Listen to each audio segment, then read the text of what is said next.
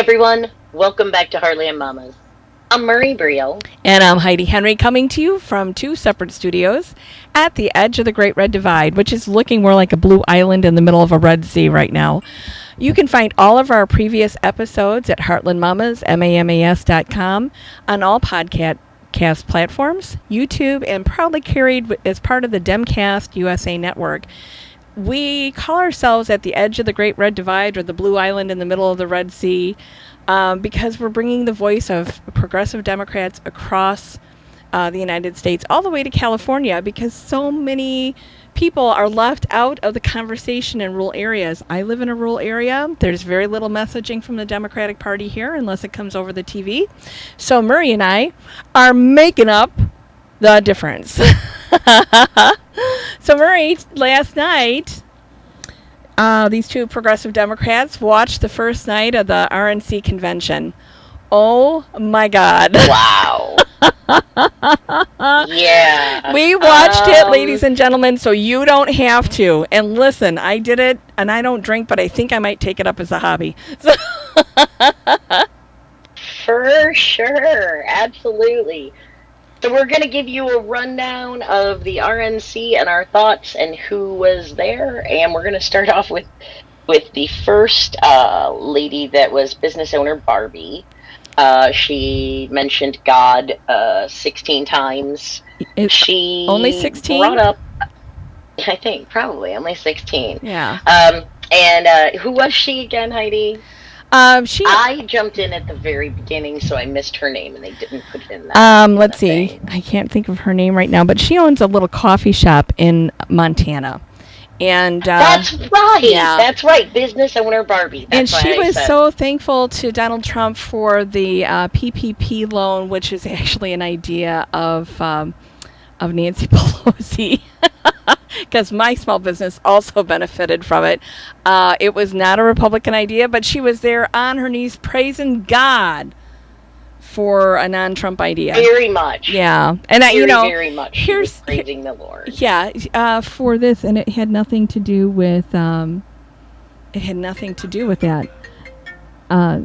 Sorry. So then we jump over to Rebecca Friedrich, and God. she was Education Barbie. Education Barbie. The second speaker is this woman who, within the first 30 seconds, talks about school choice. Yes. How the justice system, we don't have discipline in schools, and how unions are bad, because she wanted to bust unions in California.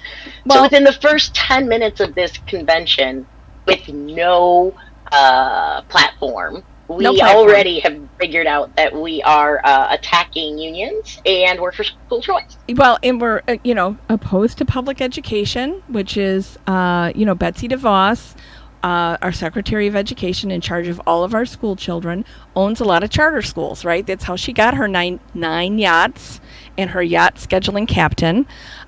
This is how she got her wealth. She comes from wealth and built more wealth with charter schools. All charter schools do is take money from public education and put them into private schools that you and I would have to pay to send our kids to. So these are places for elite people with money to send their kids. So they don't have to be with black and brown students and poor people and people who don't have the right clothes or don't live in the right neighborhoods or aren't connected. That's what we're promoting here. It has nothing to do with promoting education and everything to do with promoting a business model, period. Anti-union, anti-everything. I mean, absolutely. I don't recall ever seeing a Republican convention or a campaign so devoid of platform actually says as bluntly as she did union busting. It was shocking to me, the vernacular terminology that she used, because there was nothing else that could come through that message other than union busting. And I'm like, wow, usually we just call it right to work, advantage for business, but we went full in on that one. She went all in, and she had a case that went all the way to the Supreme Court and ended up in a deadlock. which was followed by the Janus case, Janus versus AFSCME, and or Janus if you want to be more nice about it, but don't be a Janus. Which was so then we went into thing. Matt Gates. Oh God! He just started babbling randomly about everything. That cancel culture. It was basically like listening to him on the House floor. Yes. Blah, blah, blah, blah. Yeah. I didn't come away with anything special from there. Did you, Heidi? All it sounded like is he had one too many drinks before he came on the floor and was babbling about cancel culture and Second Amendment rights and. He did kind of look like a brown-haired Ken doll. That hair was so up and tight, and it looked kind of weird. Like, I don't know. Like he was trying to do a fade. Like, is that a green screen? Yeah, it was weird. It was I don't know. like a troll doll with a butch cut. He was trying to emulate Junior, I think. Oh, maybe that's it. He did have a lot of product in his hair. He did. I think he'd been in a wind tunnel. Yeah. I think he was ready for the hurricane that's coming. It's a coming. Not one, but two. So then we had the next one, and this one really struck me, and that was Kim Clack. She's a young woman running in Baltimore. And she was very confident. And I'm going to say this, and I know we're probably going to get a little flack. We talk about not calling a woman aggressive. No, this doesn't have anything to do with her being a woman. She had that same. She set the tone, maybe for Kimberly Guilfoyle. I don't know, but it was very angry, very strong. Very yelling. Listen, a lot of women that spoke last night were very yelling. It was one of those. If anybody saw The Exorcist back in the 70s, and if you haven't seen that classic horror film, you should watch it, because I was waiting for her head to start spinning and pea soup to start flying out of her mouth. It was an atrocious speech by somebody who thought that she was making really good points, but she was completely pointless. So that's all I got. Conspiracy theories and cancel culture. That was her speech. Speaking of pointless, Rona McDaniel. She played. I think that last night was supposed to be Suburban Woman Attraction Night. Is that it? I don't know. I don't know any Rona, and she is the head of the RNC. But they featured her, and she hits on being a mom and. Getting this opportunity, and I just kind of can't with her. So then Amy Ford, it was the nurse. The nurse. Yes. Okay. Number one, my mother was an RN. My mother was an RN and was a nurse and a school nurse and a baby nurse and labor and delivery nurse. And a lactation consultant. She had a master's degree. She was a hell of a nurse.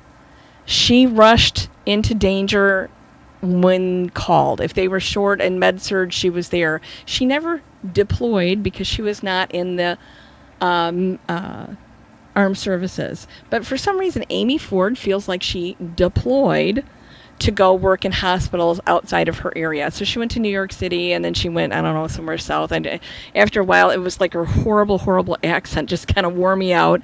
It was so whiny. Anyway, and as my mother would say, somebody's got to graduate at the bottom of their class, and I think we found her.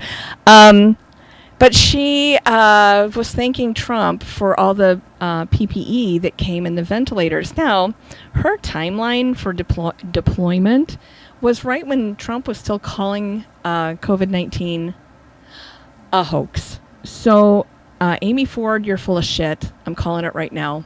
And you need to get a voice coach. Or have your that was another adenoids done, because I got a Tennessee accent with bad adenoids. I kind of think that was another theme of the RNC last night. I think that seriously, that she sounded also, like a female version of Foghorn Leghorn. For real. Come on. Then you keep staying in the medical vein. We go to Dr. G.E. Galil. I was drinking Murray and this guy. Wait. All right. He praised the Trump administration's Okay. response, and particularly the regulatory changes that they have made. And he gives these three examples. Like February 26th, we start talking about remdesivir. Well, he didn't even acknowledge that there was a virus until like March. Then he's these three examples, right? Okay. And this convalescent plasma that just got approved yesterday. They've been calling for convalescent tells plasma this- since April, Marie. It's Right. nothing to do with being approved yesterday or 2 days ago. And then he goes on about the rapid habit tests, and not only is the information that he's giving not a truth, but he's an oral surgeon. Oh, well. He's not any sort of infectious disease. Nope, he's a glorified dentist, and I have an oral surgeon that I go see because eventually, ladies and gentlemen, there's going to be braces on my teeth. I have to, at 60 years of age or almost 60, I'm going to have braces on to save my teeth. Something that should have been done when I was a kid, but my parents were poor. Not really, but, they had 7 children, and not all of us got braces. So I have an oral surgeon. I would not let him give me a vaccine. I would not let him give me advice on a virus. I would not let him treat me in any medical capacity except for my teeth. I don't know why Dr. Ghali thinks that he should be an expert, but typical Trump expert. And again, somebody has to graduate at the bottom of their class. It doesn't mean they don't get to be a doctor. It just means maybe they weren't at the top of their class and they're overstepping. He's one guy that I'd say, you need to stay in your lane. So, what a jerk. Yeah, and it was what he did, and his timeline that didn't really make sense. No. And you're right, he's an oral surgeon, and it was very weird. And then we go into a little montage, we go into Trump speaking live from the White House with 7 people, and they were all frontline workers, although I thought it was going on the healthcare thing, but I think maybe not. And that was just ridiculous. And then we go to Jim Jordan, Jim Jordan is the craziest human being, even more so than Matt Gaetz, I'm convinced. Jim Jordan is nuts. No jacket Jim. He of course, he talks about taking on the swamp. He goes through the usual. One of my favorites was no church. They don't want you to have church. They're trying to take away church. God. There's mob rule. They want to take away in the democratic cities. They want to take away mom. It was freaking insane. So then we go to Herschel Walker. Oh my God, Herschel Walker. Well, I was gonna say, I'm a church-going person, and during the pandemic, nobody, and I'm a Democrat. I didn't try to stop me from going to church. I didn't try to take church away. If anything, we've tried to help church happen using technology. Because we don't want to gather. Yeah, because we don't want to gather and make each other sick. Which seems like the Christian thing to do. It really does. Jim Jordan, the Christian thing to do, because I go every Sunday virtually to church with my husband and my daughter. And now my son is going to actual church, but there's no hugging, no handshaking, no chalice bearing, nothing. It's not Episcopalians, which I am, are real huggy, touchy, feely, stand, sit, kneel, share the same cup at communion types of people. And we're not doing that right now, and that's not the law. That is good, sound medical advice. So we are science-believing Christians, okay? We feel that they go together. So you brought up something that I kind of wanted to touch on, and that was while there was an emphasis in God during the Democrats, the difference is stark, because there is God every time it comes out, it feels very Christian. And there were a couple of different people who took swings at Catholics. I think even the president took a swing at. Yeah. There was the nun. The nun did not help the case at all for him when he had another little montage thing. Well, and Catholic nurse. Yeah. Like really, like please don't. But yeah. But and hearing these little digs at Catholicism. Yeah. Knowing that they pulled this dog whistle, communist China, the communist Chinese, we're going to hear a lot about that.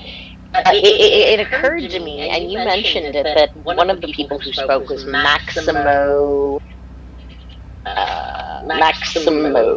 the Sunshine Oil guy from Cuba. Alvarez, yeah. And, now the invocation was given by a Roman Catholic priest for the RNC. Okay, so they opened with an invocation from a Roman Catholic priest. But you had, because Joe Biden is a Catholic, they decided to demonize Catholicism for good and bad. There's a lot of faithful Catholics in the United States. I remember the concern about the Pope running the country when JFK was elected, and I was little. I was like 2 or 3 when he was elected, but I still remember. Even my parents were a little nervous, and they voted for him, right? So because they were sure that that the Pope was going to give the advice, which never happened. Spirituality, religion, Christianity, Buddhism, whatever your guiding force is, if it's just being a good person, you hear that in the way you can best understand it. And trying to demonize Roman Catholics, especially Alvarez, the head of Sunshine Oil, who owns like 230 gas stations, he is a millionaire, okay? But he was part of a program back in Cuba in the very early 1960s where Castro realized that children were expensive to feed and educate and house, and he couldn't control his workforce with children there. So he took 14,000 children out of Cuba and sent them, a lot of them went to the Soviet Union under a part of Catholic Charities as slave workers. I know that's true, and I'm sorry that he feels that way. It does not demonize all Catholics because of what happened to him as a child. It's just like all the pedophiles in the world are not all Roman Catholic, and Roman Catholics do not support pedophilia or the problems that their priests had.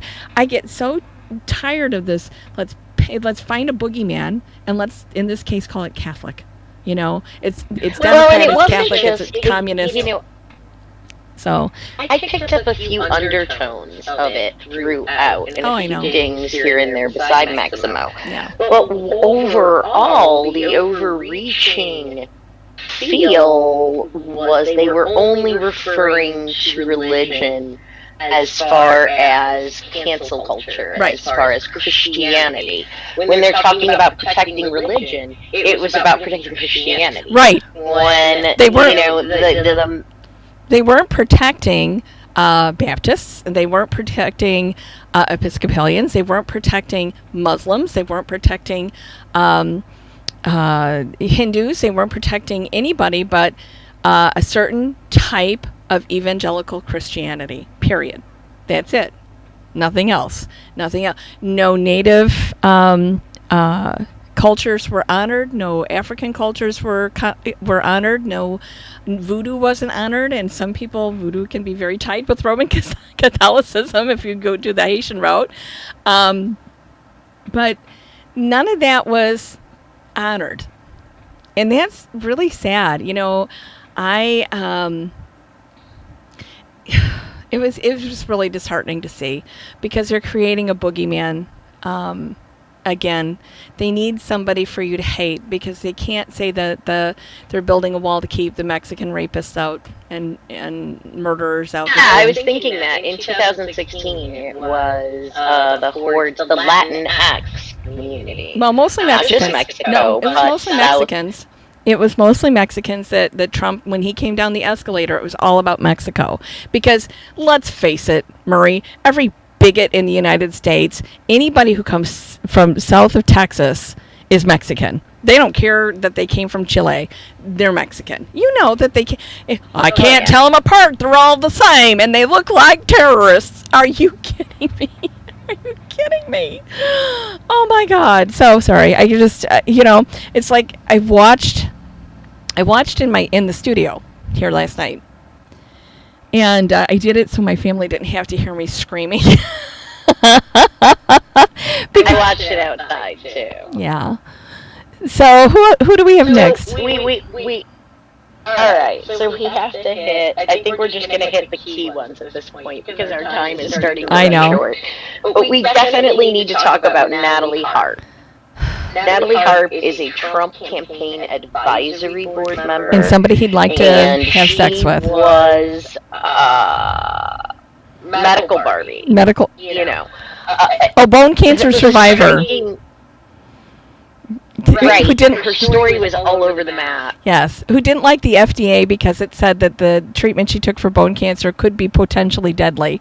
Bone cancer is potentially deadly. Right. And the problem with her story is it's too new of a story to know if the treatment or the bone cancer is going to be what kills her. So, Bone Cancer Barbie, I think you need to wait on this. I think you're tempting fate. Okay, so her real name was Kitchen Sink Barbie, and here's why. Because she's talking about her experiences with bone cancer, and then she goes on and talks about, how she had no hope until he came along. The timeline is completely screwed, like everything else with this convention. Made up. And it's hilarious because she says, the Democrats' idea of healthcare is weed, psychedelics, and euthanasia. Now, that's not exactly what she said. She said dying with dignity. But what she meant was dying with dignity and euthanasia, not the same thing. My dad died with dignity and lots of health care with lots and lots of caregivers. March 19th of this year. What's wrong with wanting to do that? But the way she said it. I know. She's bringing up the boogeyman. I don't care what her words were. The death panel boogeyman. The death panel, the Obama death panel boogeyman. She's bringing that up. She was unbelievable. She even picked up Hillary Clinton and threw her under the bus for good measure. Instead of lock her up, she would have let you die. No, that's Trump. Trump has let almost 200,000 people die. And for a lot of the people watching, that's acceptable numbers. You right to lifers. Let's let them die. It's acceptable numbers. Oh, God. Murray. So I do. But something she did, like you just mentioned, is she brought every aspect of healthcare, from mental to alternative methods of healthcare to supplements to things that aren't even related to healthcare somehow fell into the healthcare balloon of everything that the Democrats are going to do horrible. It was just really, really, really very kitchen sink. Everything she could throw in every speech. Everything. Well, and it was like the facts were made up and reality didn't matter, right? Because they were rewriting history as they were doing this. And all of this stuff was pre-recorded. I was listening to somebody talk about how, they didn't have too many glitches because where the Democrats tried to do it live-ish, not all of it was live, but live-ish, all of theirs was pre-recorded over the last 3 weeks. So, and then put together in this montage. So the technology is working for them. But I do want to talk about one of our favorite people who was there, Kim, what was her name? Guilfoyle? Guilfoyle. So Kim Guilfoyle used to be an advocate for the people when she was married to Gavin Newsom, an advocate for LGBTQ, for women's rights, for the environment. And then they must have had a terrible, nasty divorce because she has gone 180 batshit crazy. Holy cow. I swear she had forked tongues, like 3 of them coming out of her mouth. Her eyes were like rolling in her head. And the shit that poured out was just unbelievable. And I want to claim a false eyelash injury because those false eyelashes were so big that they hurt me through the screen. Bam! They about knocked my eyes out. What the hell, Barbie? Take those eyelashes off. Try to look like a human being instead of, I'm not sure, a caricature? What the hell was that all about? It's like all the women were... Okay. Said they must... Wait. The makeup... The makeup chair must put those big eyelashes on all of them. Seriously. I mean, like, after I'd seen enough women come out and speak, I was wondering if they all had a stylist that prepared them for Well, because that day, and it was the same stylist, because they all look like pageant contestants. exactly, huge, only upper eyelashes, Every one of them. big poofy hair, all different colors of hair. But Nikki Haley probably had the least poofiest hair. But like that Amy Nurse girl, she had like, hair. Yeah, I think Nikki Haley's hair was the least poofy. I think you're probably right. Her hair was less poofy, except Jim Jordan. Jim Jordan's hair might have been the least poofy because he doesn't have much up there. But so okay, let's go back to where we were. We did Nikki Haley. She's just whatever. Kimberly would scream, like, wow, like really, really yelly. Like, come on, Ralph. Like, even things that were supposed to be positive were yelly. It was extremely creepy. Can I just say It was something totally weird about Tim Scott? Yes, please. Black people do not live in the plantation in their mind. This is how people get murdered in Kenosha, Wisconsin yesterday, or nearly murdered, shot Tim 7 Scott, times in the back. Set race relations back 400 years last night. You should be ashamed of yourself. Whoever your relatives are in the past are rolling in their graves. They are ashamed of you. Ashamed of you. I was ashamed of you last night. The plantation of your mind. Hey, you know what? I'm not going to disagree with you on that one. I would say that that's legitimate. That's okay. Yeah, I just. So basically, though, I think overall we can say, Don Jr. was crazy. His girlfriend was crazy. Most of the people who spoke were. It was an interesting mix. But like we've talked about, of key speakers, most of them are related or work for the president. Yeah, interesting mix, Murray. I don't know how you get that, because these are all like Trump bots. That Trump has no platform to run on. Basically, he's running on anything I want, I get. That's his platform, and these are people who are enablers. I didn't see any variety. I didn't see any cross-section of humanity. I didn't see any cross-section of America.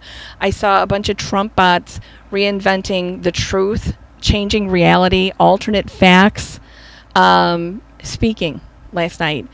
And I'm not disagreeing with you. Yeah. I guess what I was saying, as far as interesting group, is more of a bless your heart kind of group. Okay. The people that were there, the entire thing was a bit surreal. I'm not gonna lie. The message conflicted with the delivery, and the truth conflicted in ways that I was really expecting standard truth. And a lot of it was the same crap that we've heard. Some of it was a bit new.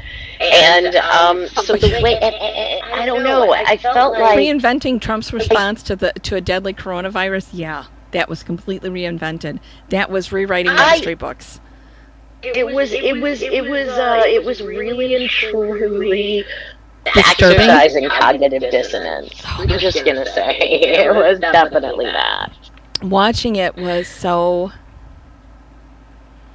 bizarre, and you had to wonder what Kool-Aid they drink beforehand, where their Red Bull? What Red Bull they drink? That was the picture of Don Jr.? Do you think that's the only thing he was taking last night? Because he was higher than a kite. Stephen Colbert made a lot of it. The press is making a lot of it. There was something going on. Maybe his allergies were bad. Maybe that's why his eyes were so red. No, he's always like that. Yeah, no, I get it. I think there's something, he's doing something. He was Trumpier than Trump last night. And talking to the hostages. Yeah, he was not. At Trump's roundtable with the unmasked hostages, as they talked about being released, every president does that. Right. Most presidents do more than what little he's done. They just don't talk about it because there's usually a reason people are held hostage somewhere. It's not always good. Oh, wait a minute. You know who we have to talk about? We have to talk about our favorite disgraced soldier, Sean Parnell. author Sean Parnell, who's running against Conor Lamb in Pennsylvania. Let's talk about him for a minute and his crazy Republican eyes. Can we talk about that? Because Sure. he, his delivery of his speech was, guns, God, and glory. His books, and I've read one of them, are all military versions of the Wild Wild West. Shoot 'em up, bang, kill 'em. That's the intrigue that goes into one of his books. Not a big fan, not my genre. Well, usually I do like a good mystery, a good thriller. And some people would find those good. People who used to love Westerns would probably love those because it's all bullshit. And it's him overinflating what we were supposed to be doing over there and making it, into a John Wayne movie instead of the real horror show that is our 20-year involvement in the Middle East. All the people that are dead and dying. We count our soldiers. We forget to count all the civilian deaths. We forget the hundreds of thousands of Iraqis and Afghanis that have died, Syrians that have died at our hands. The true totals. The true totals. Human cost. Because to Republicans, the only human cost is white male cost. And you know that, Murray. You know that. So maybe a little bit. Yeah. I came away with the whole thing just, I needed a shower afterwards because I felt like I'd been rolling in the cat litter box all night. I don't blame you. I came away with, I came away confused and bewildered as usual when I listen to a Republican speak. Like, I just don't get it. So we'll be curious to watch tonight. And we have a special opportunity to go on Ben Joravsky and give him our breakdown for the entire I'll clean up my mouth, conference on Friday. So make sure to tune in, and we'll let you know when that's airing. We also want to thank you for listening in and getting your recap here instead of all the other places you could. So look forward to our Thursday cast, 2 p.m. And we are going to be launching a lot of candidate interviews as we go forward over the next week. There's duck incoming. There's a whole bunch of them heading out later today. Lots and lots and lots of things for you to download on some really fascinating candidates. And the other thing I want to say is that Thursday we will recap these the next two nights. And remember, we're watching this so you don't have to. And I'm protecting my family by not making them watch it with me. So take care, everybody. We'll see you on Thursday. See you later. Heartland Mamas. MAMAS.com. .com. Part of the Demcast Network. Bye-bye.